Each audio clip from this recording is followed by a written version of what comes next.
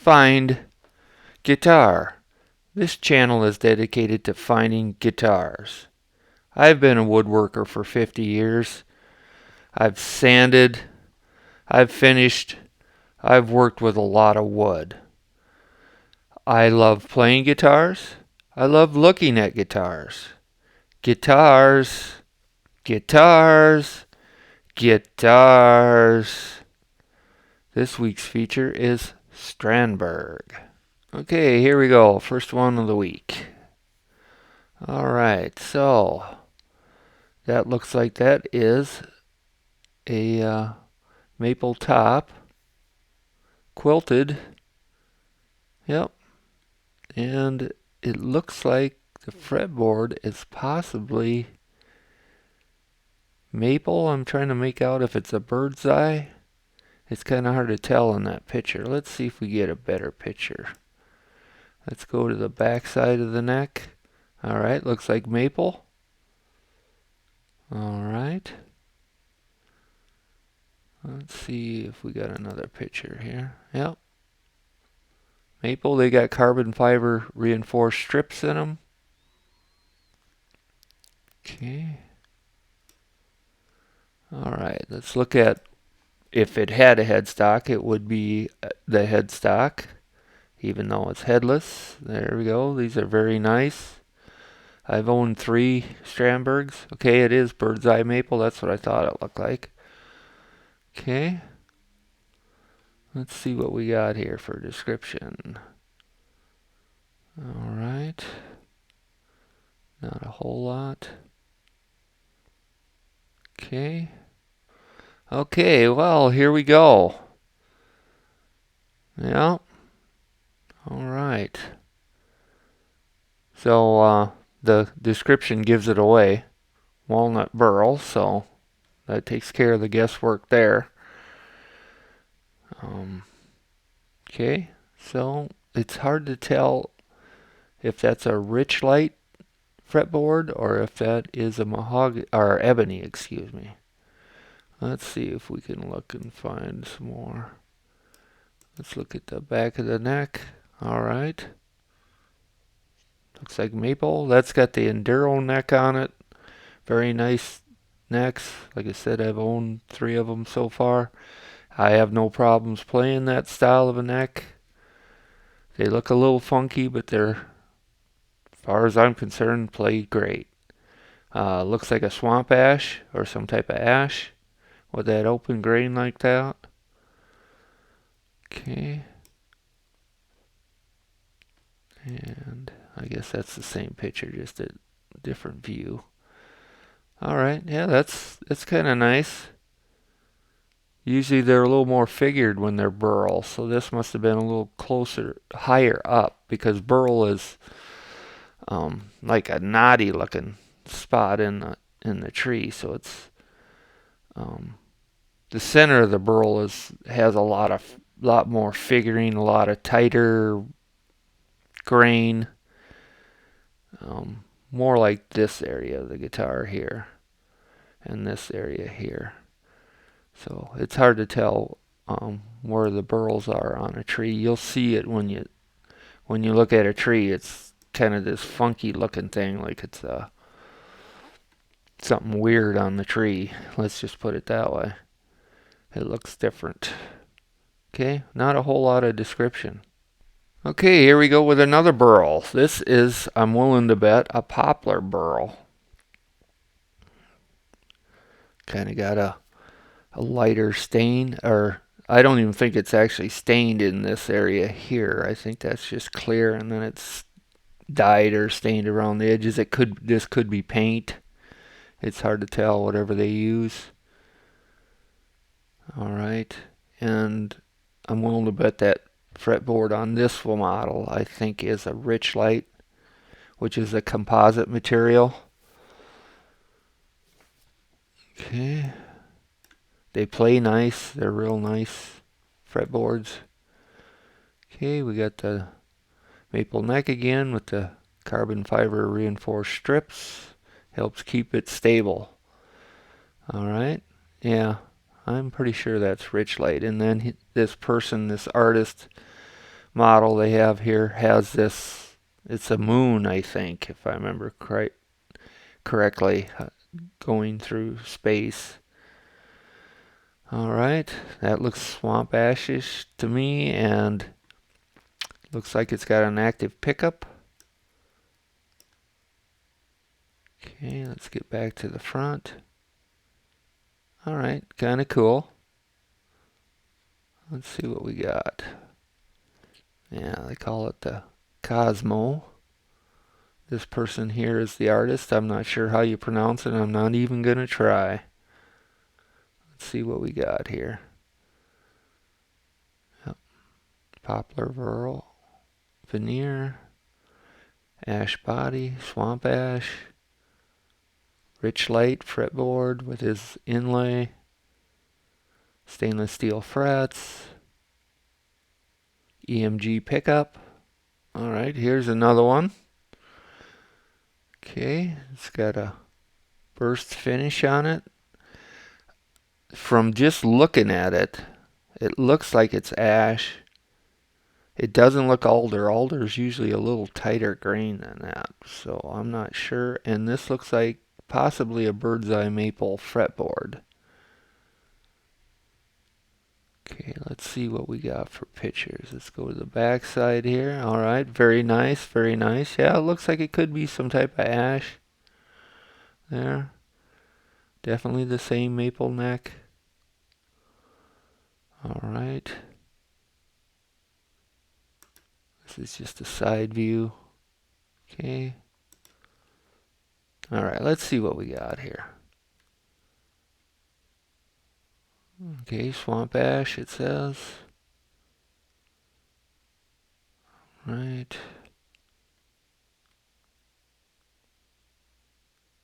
Quarter sawn neck. 20-inch radius, very flat. I like those radiuses. I like a flat radius. It works really good for what I play. Okay, and it's got the thornbuckers in them. The one I have has Aldridge pickups in it. They're Sir pickups. Okay, here we go. This one looks like it's possibly, I don't know if that's a wood pickguard or if it's simulated wood. I'm not sure. It looks like it's some type of burl, and I think that is paint that's on there. I don't believe that's wood. It looks kind of like a wood grain type thing, but I think it's just a paint job. It looks like it's got a maple or rosewood fretboard, and these are true tempered frets that are on here, these squiggly frets like that. Somebody at one time had sat down and figured out, as you play the guitar and you push the strings down, it takes the guitar slightly out of tune, depending on how hard you push down on the strings. So somebody sat down one time and figured out, as you're pushing down the strings, taking them slightly out of tune, how to have it retune itself into perfect pitch as you push down on the strings, which always comes down to, once again, how hard you are pushing down on the strings. So they sat down and figured out supposedly what works, keeps it in tune no matter what chord you're playing and what position you're playing on the neck. That's the whole idea behind it, as I understand it. Let's see what we got. Okay, here's the back side once again. Yep. Okay, cool. Alright, not a whole lot of description. Okay, it just says swirl, doesn't really say. Like I said, I assume that's a paint job. Rosewood fretboard. Alright. Pretty much the same info. Alright, I picked this one. That picture that's in YouTube when you look at the title of this video, that's what this is. This is a Bowden Metal 6. That's what I've got. And black graphite. That's what that guitar is. It does. I don't have these white knobs. Those must be something somebody bought off. They come with just a black plain knob. And nice playing guitar. Got Aldridge pickups in it. Rich light fretboard. Um, Maple neck with the reinforced on there. Keeps it fairly stable. I live in the Midwest where there's a lot of variance in humidity and temperature and all that stuff, and it's all year round, no matter what the temperature and stuff is. It stays pretty well in tune all the time. Alright, so here's a little different body shape. It's looking like alder to me. The way the grain is on here, it's not quite as open. Grain is what a swamp ash would be, or an ash. Looks like a bird's eye maple fretboard would be my guess. Okay, let's see what we got. The back side here. Yep, maple neck. Looks like the body is all one type of wood. Let's go back to the front. Yep, that sure looks like bird's eye maple to me on the fretboard. Alright, let's see what we got here. Alright, okay, so it says swamp ash body. Okay. Quarter-sawn maple neck. Ash. Okay, butterscotch. Bird's eye maple. 24 frets. Okay, multi-scale, that's what mine is, 25 to 25 and a half. Alright. Alright. Now that looks like something else. That almost looks like some type of, I don't know what it is. I'm going to say swamp ash, but I'm not sure. I've never seen a piece of wood like that before, where the grain swirls around. So it must be closer to the heart of the tree, would be my guess. Either that or it's some type of branch. The way it gets, like I said, the way it kind of swirls around and gets tighter to the center. Like that. Yeah, that is something spectacular. This is, as it says, the Artist Series coming out of Japan. And they have a shop over there, Strandberg does. Well, actually, I think they just commissioned some builders, artists over there to work with different types of wood and make a guitar out of it. And of course, you're going to pay more price for it, and the shipping's a little more because it's coming from Japan. And also, you got to remember, if it's coming from a foreign country, you have to pay duty tax as it comes into the United States. So you got to watch out for that. It may not, the price may not just be that. It might be an extra $500 on top of that just for a duty tax. I bought one from the Netherlands earlier this year, and that's what it cost me, about 500 and some bucks to have it shipped to the United States. Alright, so let's check out the neck. Looks almost like it's purple heart and roasted maple. Alright, that's what it's looking like to me. Let's check out the backside. Wow, that is a spectacular piece of wood. If that's not the wood grain, then that is painted on there. It's, like I said, since it's an artist series, it's hard to tell. If it's painted, that is a heck of a paint job. That looks real. It's, like I said, it's hard to tell. Maybe we can find something in the description here. Yeah, that's cool. That is really cool. Okay. Yeah, it doesn't say. Yeah, see here, they're talking about the tax you have to pay to bring it in. Here's another artist's one we've got. And this one is a pale moon ebony. So that is different. Very different. It's definitely eye-catching. Gold hardware. So I guess there's no guessing at what the wood is. Let's see what the backside has to do it. That looks mahogany, and the neck looks like that is Wingay and Purple Heart. Would be my guess. Okay, let's get a look at the fretboard. That's cool. I like good looking wood. It's a little too kind of tannish green for me. I don't know if I'd want to own it, but each to their own. If it's your thing, way to go. All right.